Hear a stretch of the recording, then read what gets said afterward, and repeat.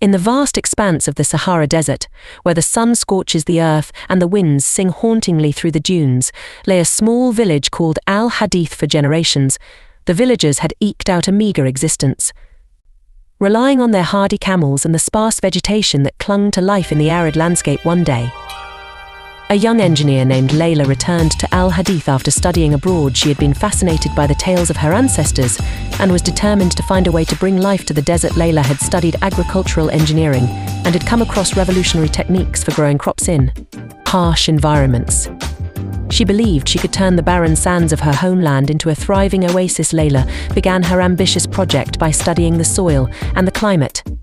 She discovered that beneath the shifting sands lay an ancient aquifer, a hidden reservoir of precious water. Using modern technology, Layla designed a system of wells and irrigation channels to tap into this underground lake. The villagers watched in awe as water began to flow, and Layla's vision of a green oasis started to take shape. The first step was to introduce hardy plants that could withstand the harsh desert conditions.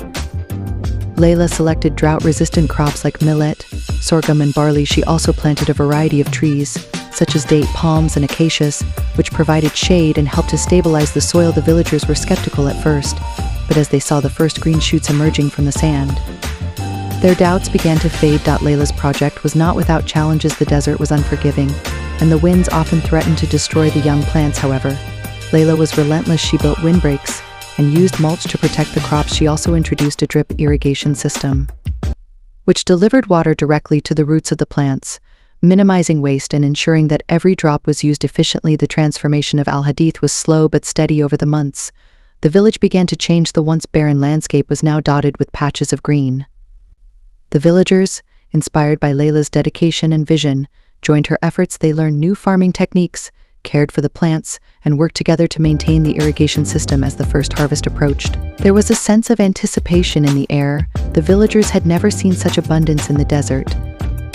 When the day finally arrived, they gathered to celebrate. The fields were full of golden millet and ripe dates, and the air was filled with the sweet scent of blooming flowers. It was a sight that none of them had ever imagined possible. Layla's success in Al-Hadith became a beacon of hope for other desert communities. Word spread of the young engineer who had brought life to the Sahara, and people from neighboring villages came to learn from her. Layla shared her knowledge freely, teaching others how to harness the hidden potential of their land. Years passed, and Al-Hadith continued to flourish. The village had grown into a lush oasis, testament to human ingenuity and perseverance. Layla's dream had not only transformed her village but had also inspired a movement that was changing the face of the desert. In the end, Layla's legacy was not just the green fields and the thriving community she had created, but the spirit of hope and determination she had ignited in the hearts of those who had once thought the desert could never bloom. Al-Hadith had become a symbol of what was possible when vision, hard work, and a belief in a better future came together in harmony.